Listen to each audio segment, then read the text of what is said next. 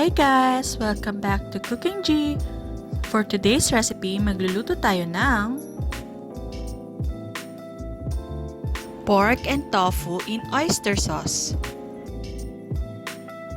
For our ingredients, here is the list. You can also check our description box.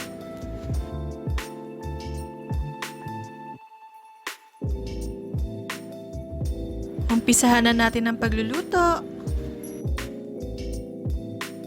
Heat oil in a pan. Saute garlic and onion until onion becomes translucent.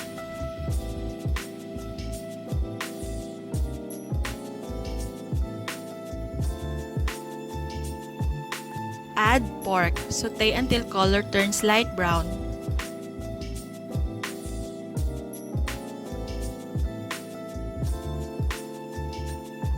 Add a little bit of salt and pepper. Mix it well.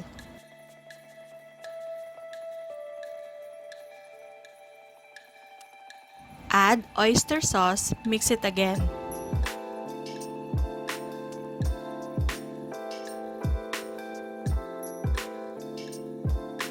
Add Knorr Liquid Seasoning.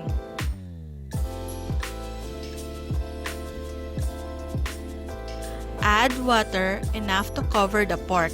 Cover and simmer for 30 minutes or until the pork is tender. When the pork is tender, you can add more Knorr liquid seasoning if it is bland.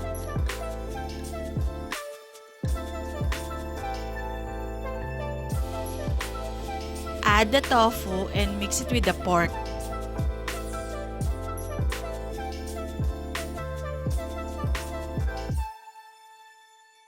Now you can put the bell pepper and mix it, then cover for 3 minutes until the aroma comes out.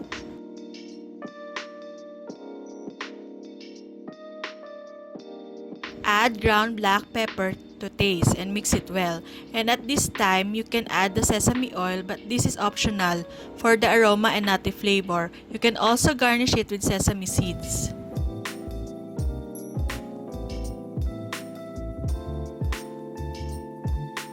Luto na! Share it with your family and loved ones.